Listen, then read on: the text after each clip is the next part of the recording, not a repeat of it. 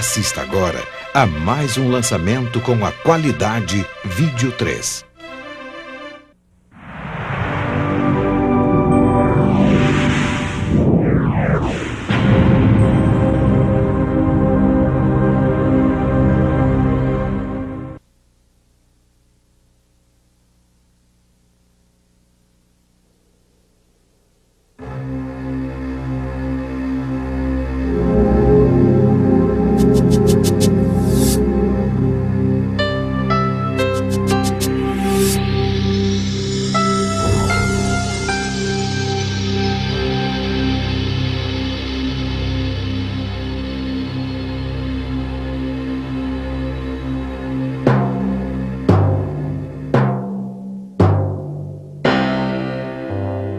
As our living planet drifted on the sea of eternity, soon after the dawning of the 20th century, the winds of change began to blow.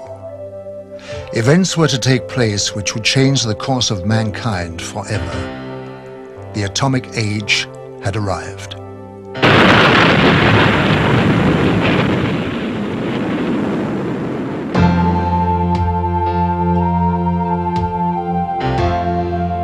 As man detonated weapons of immense power, lights started to appear in the sky in a way that suggested that something was following the course of events.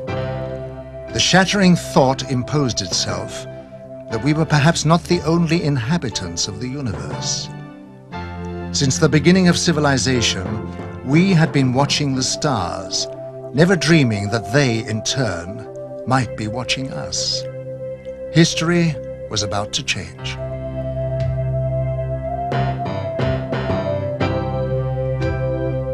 Because these lights appeared suddenly in the sky over Washington on July 20th, 1952, moving from the White House to the Capitol, hundreds of people witnessed the extraordinary event, and it left them stunned.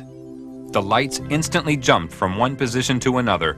They were also observed by high military officials who knew what the lights were trying to say.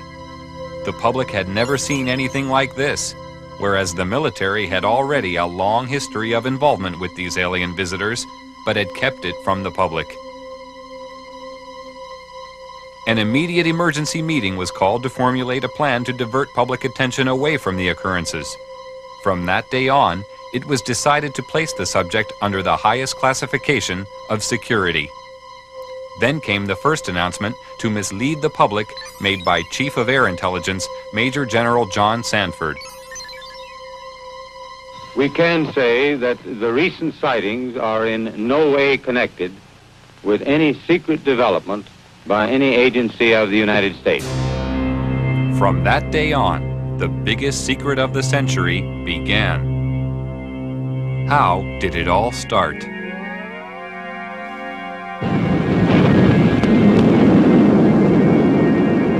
After the first atomic bomb was detonated, more tests were made of the effects on the environment and human subjects to gauge the degree of contamination unleashed. No knowledge of the devastating long-term effects existed at this time. Here in New Mexico, an army base close to a small town called Roswell became the focus of attention on July 2, 1947, when Bill Brazel, a farmer, found a crashed disc-shaped craft on his land. The military arrived on the scene and quickly isolated the spot when they found debris scattered over a wide area. They also found 4 dead humanoid alien bodies who had been ejected from the craft. Because of many recent UFO sightings by the military, they accepted the existence of visitors from outer space who obviously possessed a technology which was far beyond our understanding. Now, for the first time, they had tangible evidence and were eager to learn its secrets. Roswell was the home of the 509th Bomber Wing, the sole American atomic bomber group. Major Jesse Marcel, an Army intelligence officer, was engaged on the recovery operation and asked Walter Haut, the Army Public Relations Officer, to prepare a story for the local newspaper. He told me to prepare a release with basically the information that he gave me over the phone. When it was done, to take it into community and hand deliver it to the 4 news media we had in Roswell at that time, which is what I did. The story was published in the local paper. The news was also prepared to be aired by the local radio, but Judd Roberts, the radio station manager, was warned not to broadcast it. Sorry. The question that we ran into is the very next morning, some friendly person, probably from Clinton Anderson's office, called us from Washington and said, we understand that you have some information, and we want to assure you that if you release it on this matter, because it's not supposed to be released, it's very possible that your license could be in jeopardy, and so we suggest that you not do it.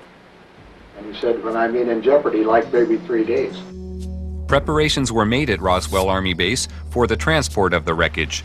Robert Shirkey witnessed the secret handling of the parts. They came in the front door, straight down the hallway, and right out onto the ramp to climb into the airplane. And these were the people that were carrying parts of the crashed flying saucer at that time, UFO today, that I got to see. And that was the only thing I got to see. And it was very short, very quick. Colonel Blanchard, in order to get out of their way, had backed into the doorway of the ops office. And I stepped up to him and I said, Colonel, turn sideways, I want to see too. On instructions from the Pentagon, Thomas Jefferson DuBose and General Ramey created a cover story saying the crashed object was a weather balloon. But we used that in order to assuage the curiosity of the press. The wreckage was loaded back onto an aircraft and flown out under cover of great security and secrecy to Wright-Patterson Air Force Base. The pilot kept silent for several years, but informed his wife after the story appeared in a newspaper. I guess now that they're putting in the paper, I can tell you about this. I wanted to tell you for years. He said, I want you to read this article because it's a true story. And I not only know that it's true, but I'm the pilot who flew the wreckage of the UFO to Dayton, Ohio. Wright-Patterson Air Force Base was considered the most technologically advanced research center in the United States. The wreckage of the Roswell crash was dismantled for analysis. The matter was considered of such importance that the orders came directly from President Truman. Under the cover of the CIA, Truman created a group called Majestic 12 for dealing with and covering up all information about UFOs. President Truman gave the task of handling UFOs only to the highest-ranking generals. After the Roswell crash, a special group of scientists was formed and facilities built to be prepared to deal with any further UFO crashes which would occur. Wendell Stevens was a lieutenant colonel in technical intelligence in the U.S. Air Force and is now a UFO investigator. Now having an extraterrestrial vehicle and some bodies in their hands, didn't know when the next one would come down, where they came from, what they were going to do about it. There were a lot of unanswered questions.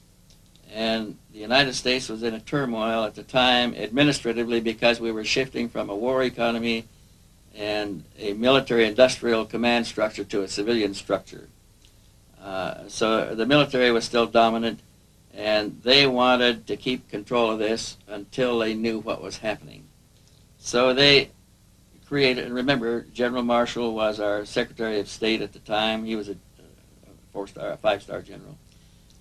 These people selected certain representatives from the military-industrial complex that they controlled, generals and admirals and certain scientists that worked with the military and worked with industrial planning. These men were designated as a task force to take charge of any event that followed. And one did.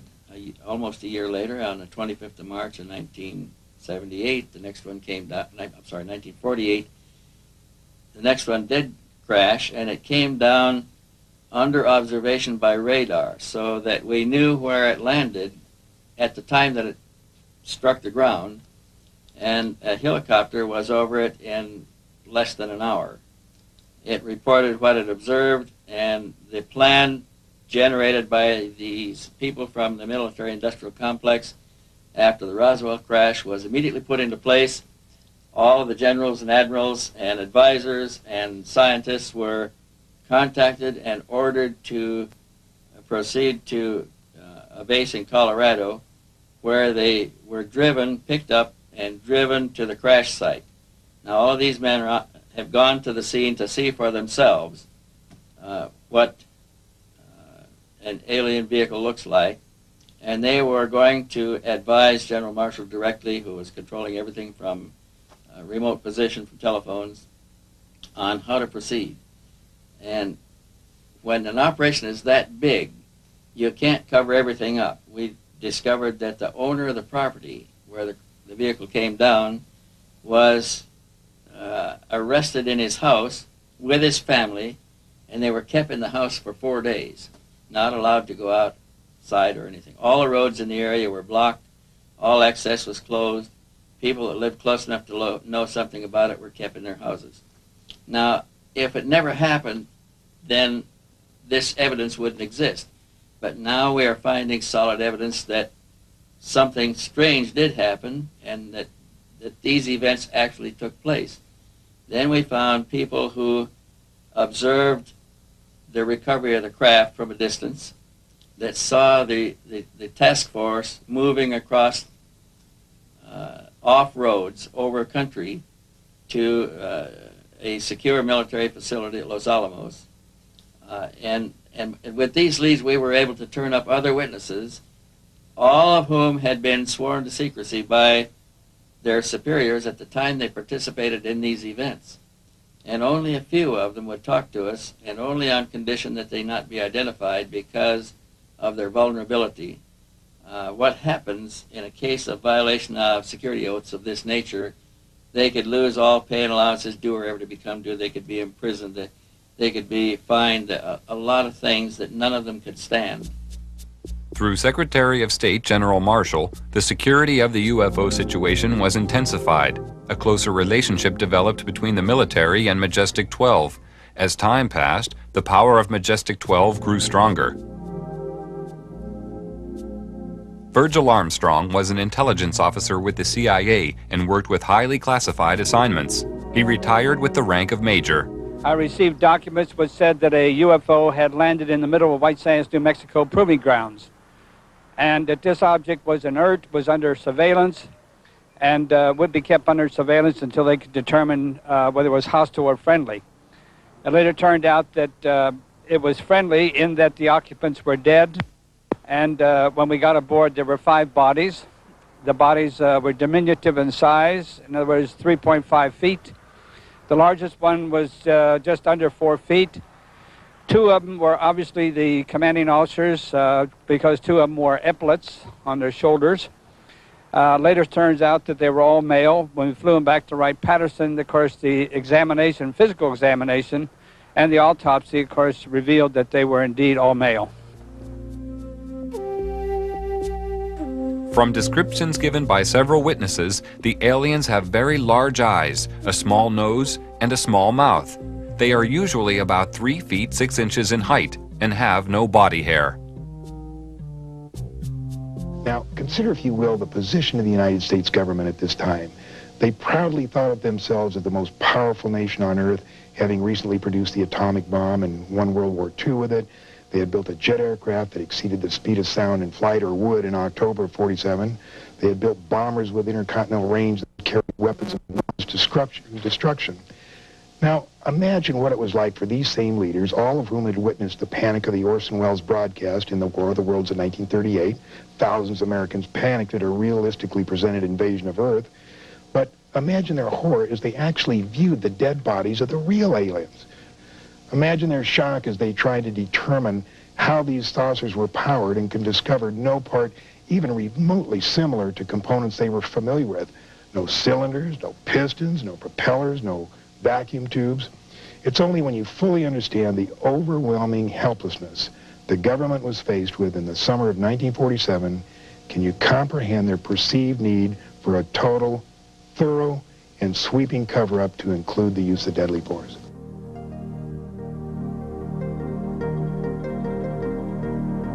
Increasing numbers of civilian witnesses reported seeing UFOs between 1945 and 1950.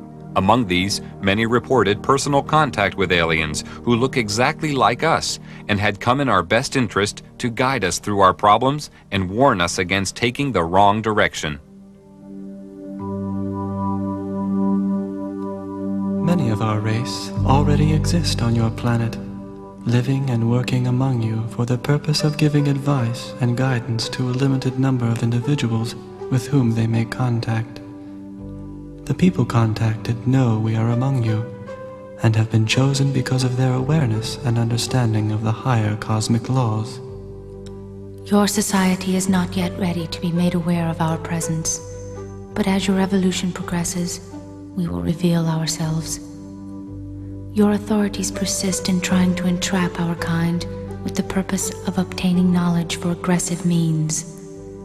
This cannot be permitted to occur and is the main reason for our secrecy.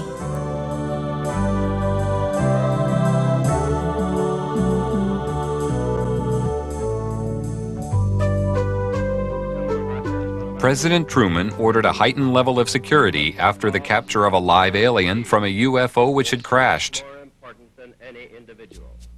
Because of the ever-increasing numbers of UFO sightings at the time, it was decided to create a project called Blue Book, which was designed to suppress public knowledge and create an atmosphere of ridicule around the subject of UFOs. Professor J. Allen Hynek was a professor of astronomy and an astronomical advisor to the United States Air Force on their UFO educational program. And I know the job they had. They were told not to excite the public. Don't rock the boat. And I saw it in my own eyes happen that whenever a case happened that they could explain, which is quite a few, they made point of that and let that out to the media.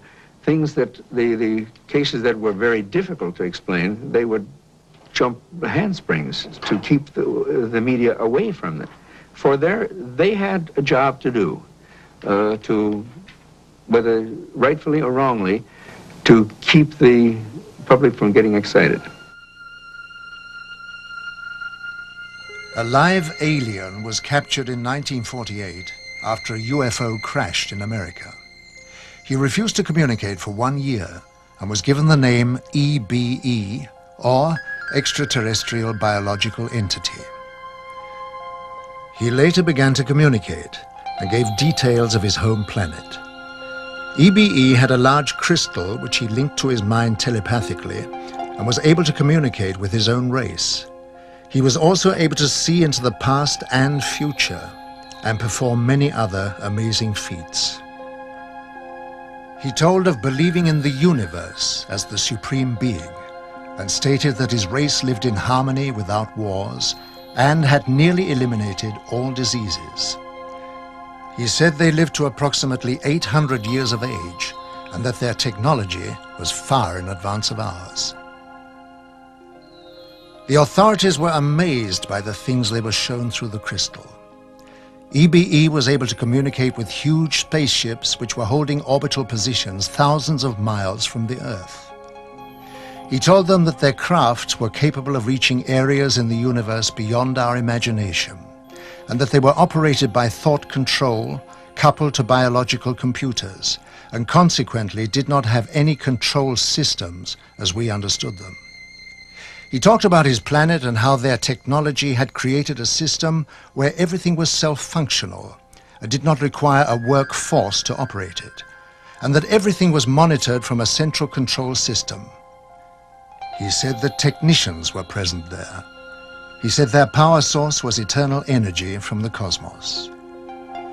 He told them that his race didn't have a government like Earth, but a society governed by wise elders who sat in council to make decisions of policy. They did not have a monetary system because the needs of the people were catered for by the Federation, which made them all equal. At the request of the aliens, a meeting was arranged with President Eisenhower in 1954.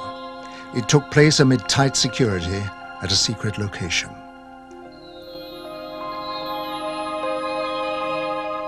At this meeting, negotiations took place regarding the permitted presence of the aliens on Earth.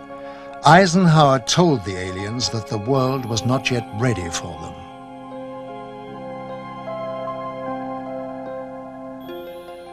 Eisenhower witnessed an alien demonstration of technology and power at Muroc Dry Lake, which is now called Edwards Air Force Base. I believe we made a deal, and the deal was that in exchange for super technology, super weapons technology, we would agree to ignore the abductions that were going on. He made it more military-oriented than, say, a civilian president would have. And it's this, I think, that has let his actions let the real power of the executive office slip through the hands of the president into MJ-12. The President of the United States does not have a high enough clearance to know the whole thing. And it's interesting to note that above top secret, there's 38 levels of clearances. Eisenhower is the last president to have a full briefing on the alien problem. There was a disdain of elected officials throughout the intelligence and military communities, and they just didn't like elected officials. So every president since then has not had high enough clearance to know the whole problem. Now they know there's aliens, they know we've recovered saucers, and they know that we're trying to get technology. But there are certain other things which probably only about 25 people on the face of this earth know. When members of our race visited the Earth, we told you we had a technically and emotionally advanced order who had made the mistake of permitting our technology to stifle our emotional role. Through the course of time, we had become totally devoid of any emotional instinct and were unable to experience love, hope, or joy. The result of this was a race which had become totally mechanical and had lost the reason for existence. We need help, and we looked to the human race for help, because we realized that all the higher emotions were still alive on Earth. We requested the facilities and material biological assistance necessary to transfer the DNA to our race, to assist us in evolving again. The loss of our emotions was a gradual process which came about silently, without us being aware of it, until it was too late. We now realize that emotion is the greatest gift any creature can have, and without it, existence has no meaning. We need to feel the joy of love and beauty, and to be able to be happy or sad, or even cry and show affection to our own kind. To bring back the spirit of friendship and loving harmony to our world. It is rather problematic about talking or analyzing possible reasons for extraterrestrial visitors. What is the purpose? What are their intentions? If we speculate about the motives of extraterrestrials, we can only do it from a human point of view. However, we must really accept also the possibility that extraterrestrials are, from their mental makeup, from their psychological makeup, so different that motives cannot be compared. They may be completely unemotional in investigating human civilization. They may have no emotions like pity. They may have no emotions like happiness.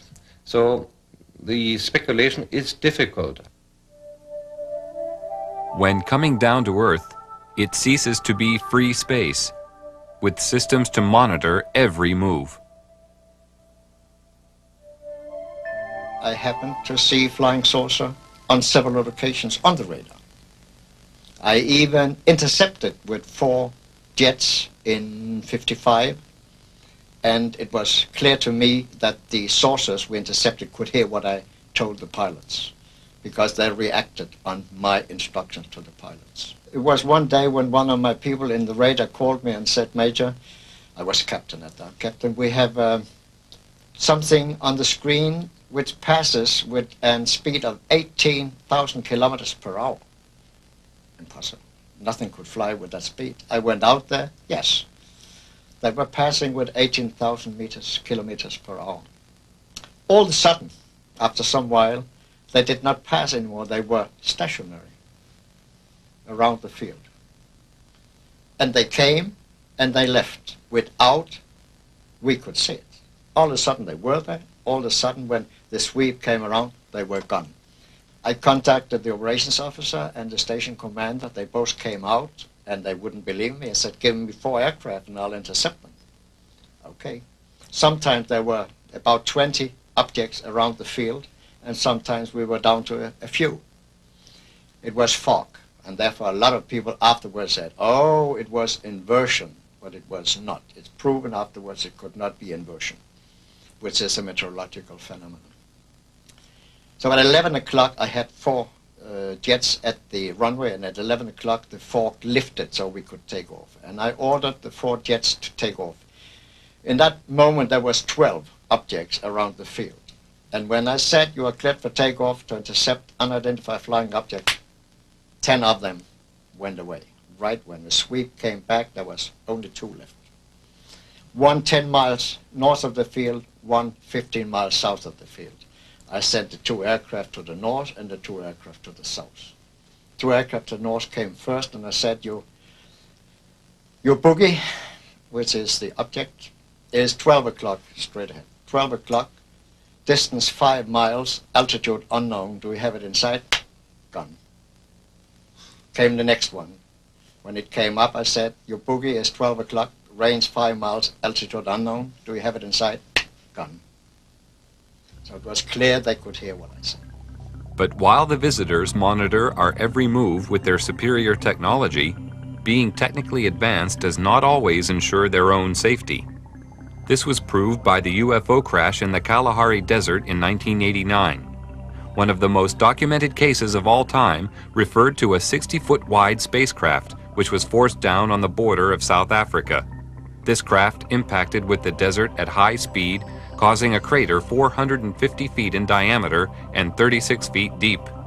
Official military documents reveal that the craft entered South African airspace at 1:45 p.m. on the 7th of May 1989 and was intercepted by 2 Mirage jet fighters. Because the craft failed to respond to communication, one of the fighters was ordered to attack the craft with an experimental laser cannon. This caused the craft to lose altitude and crash. After the craft was retrieved, it was removed to a secret Air Force base, and on arrival at this base, it was found a door had partially opened in the side of the craft. Hydraulic pumping gear was brought to the scene, and the door was forced open. When this was done, 2 aliens staggered out of the craft, and it was found that one appeared to be seriously injured. They were immediately arrested and removed to a medical centre, where a medical team was sent in to try to assist. The authorities at the scene entered the UFO, and hieroglyphics were found inside the machine, alien hieroglyphics of course, and various items of electronic equipment were also removed from the craft. The retrieval team from America arrived eventually, and the object plus the aliens were eventually taken by C-5 Galaxy transporters back to Wright-Patterson Air Force Base, where further analysis was taken on. When the military entered the craft, they quickly removed portable equipment and instruments, some of which were considered useful as potential weapons. This was not certain at the time, but was clarified after scientific investigation. Also found aboard the craft were a series of hieroglyphics, which indicated that the aliens had a written form of communication. The writing gave the impression of an alien alphabet, but it is not known if any of the scientists present were able to understand its meaning. Data found on the craft were stored on a system of silicone slides. It was obvious to everybody at the site that they were dealing with a very advanced technology, including the propulsion system. As more and more alien technology comes into the possession of our scientists, more understanding is being gained about the physics involved in producing propulsion systems capable of taking man deep into space. The American Naval Deep Space Command, who also call themselves the Guardians of the High Frontier, are responsible for the location and identification of all objects in space around Earth. It's their claim that they can track and identify an object as small as a football at a distance of 30,000 miles. They refer to unrecognized tracks as unidentified orbiting objects and have been known to locate up to 6,000 of these in a 3-month period. Their area of responsibility lies outside the Earth's atmosphere. Below this level, the monitoring of the sky is taken over by NORAD, which is the North American Air Defense Network. Larger radio telescopes are on station throughout the world.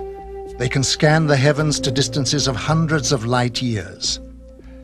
This network of space surveillance ensures that any object heading towards the Earth can be tracked from a vast distance. As an object approaches, it is monitored throughout its journey. If any object should land or crash on Earth, the contact point is known immediately, and quick response teams swiftly arrive on the scene. This network was created after the Roswell incident, and since that time has developed into a sophisticated search and retrieval operation. Quick response teams are located in strategic positions throughout the world. Once there, they isolate the area and ensure that the public is kept unaware of sensitive incidents. All over in NATO, they are interested. It's generals and colonels. The Americans are interested. The English are interested. Everybody knows about it. I was one in Wiesbaden with one of the squadrons down there, and I worked with a colonel. And one afternoon, I was going to nearby town. I don't remember the name. And I went to the office in civil clothes to pick up something, and he was sitting there. "Hi, Major," he said, "where are you going?" "I'm going to city." "What is that?" He pointed. I had my badge here with a flying saucer on my blue jacket. I said, "What?" "That, damn it, that."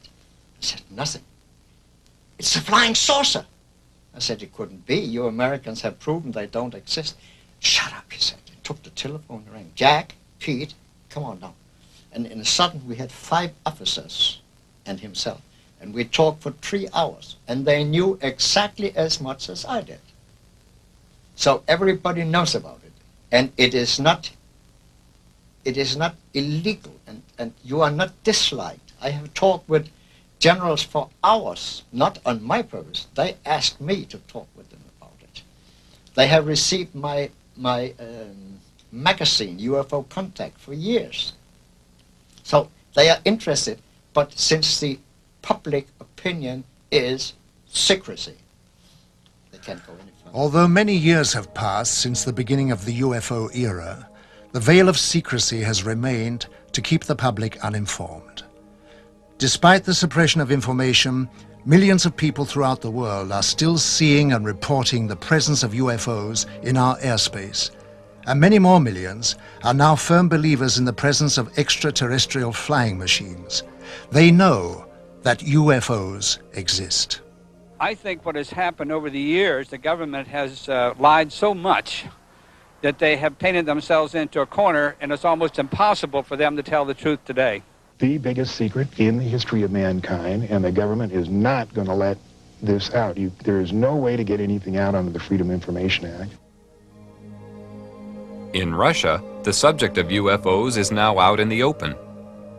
Marina Popovich is a retired Russian cosmonaut and fighter pilot. During her military career, she was twice awarded her country's highest military order, Hero of the Soviet Union. She is now one of Russia's leading UFO researchers. 10 years ago, people only made jokes about this subject. Now the attitude to UFOs is very positive. The majority, 80%, think there is extraterrestrial intelligence and that this intelligence is trying to establish mutual contact with us. Now cosmonauts and pilots are more willing to report their contacts with UFOs when they have taken place. Unlike the rest of the world, the Soviet Union has an openness about the subject of UFOs. They even have a monthly television program devoted entirely to it. In the near future, university courses will also be available to study the subject. Several Soviet generals have already stated that there is no question as to what UFOs are. We know they are alien spacecraft. But at the Center for UFO Studies, we have a computerized data bank that now has more than 75,000 UFO reports on it. And what is even more interesting, they come from, by latest count, from 133 countries. When you start reeling off the countries, it sounds like a roll call at the United Nations. And even more interesting than the just numbers themselves don't mean so much, but the thing that finally convinced me that we were not dealing with nonsense is basically the caliber of the witnesses. Many of the reports are made by highly responsible people, impeccable integrity, people in technical training, air traffic controllers and military and commercial pilots. Finally got to the point, and it took me quite some time, I finally got to the point, however, where I simply said, I can't continue to call these people deluded or nuts. They are seeing something. Something is real. The late J. Allen Hynek was an astronomer, just like I am. His background and mine are very similar. He was for many years a professor of astronomy, and so was I. And what Hynek said was, UFO research is leading us kicking and screaming into the science of the 21st century. Like Hynek, I sought to debunk the reality of UFO phenomena, and like him, discovered just the opposite. Technology has advanced rapidly over the past 50 years for all the world to see. But in secret locations, amid tight security, the true advance of technology is hidden from public knowledge. From one such location came the stealth bomber. This futuristic aircraft is the only type known which has the ability to fly into radar-protected areas unobserved, almost without sound, to perform whatever task is necessary. The technology used in the production of the aircraft is a giant leap forward from conventional technology, and the question has to be asked, where did it come from? At one super-secret US government test facility situated in the Nevada desert, strange glowing lights are regularly seen performing aerobatic displays which are far beyond the capability of our known aircraft. They seem to be intelligently controlled.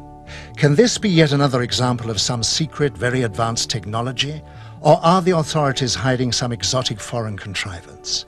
Here at Area 51, also known as Dreamland, is the most highly protected and secret facility in the whole of the United States. Bob Lazar, a physicist, worked on special projects within this complex and felt compelled to reveal what he saw. They are actively and have in their possession alien spacecraft, and they are actively undergoing analysis and flying them. They set up and produce their own gravitational field. Just as the Earth holds all matter down, they produce that same field, but out of phase, and it repels itself. The effects that can cause, the way in which everything operates is by all intents and purposes, magic. I mean, it is so far beyond our level of technology. Why is such technology available only to the few and not to the whole of mankind? Have we the right to know? Are we ready for it yet? Or is the race for technological advantage more important? Why keep a secret about probably one of the most important events in history, that there's been contact from an alien civilization? It's a significant event in history, more significant than anything. With the tremendous distances involved, travel to the stars would seem impossible. But with man's endeavor and resourcefulness, these problems will be overcome as they always have been in the past. Scientific estimates tell us that there will be a breakthrough in space travel in the near future. When the boundaries of distance break down, the Earth will become our home, the universe our world. from a point of physics, there are possible models today which may enable shortcuts in the space-time continuum. One of these shortcuts may be black holes. Black holes are the remainder of very large stars which have collapsed to a so-called singularity. And when stars do collapse to a singularity, they leave a tunnel, a gravitational tunnel behind, a rotating tunnel. And in this tunnel, space and time has a completely different meaning than to the normal usage that we make of space and time. Thus, in a tunnel, the so-called Einstein-Rosen bridge, time runs backwards. So a spacecraft which would dive into such a tunnel would move forwards in space and backward in time. When we talk about hyperspaces and opening up the number of dimensions, and if we were to build a vehicle, if our science has progressed to this point, our technology, the applied science, if we develop a vehicle that is capable of doing that, traveling across the universe is not traveling through one space. It's flipping into these other spaces where the other one is only a short space away, a few inches away.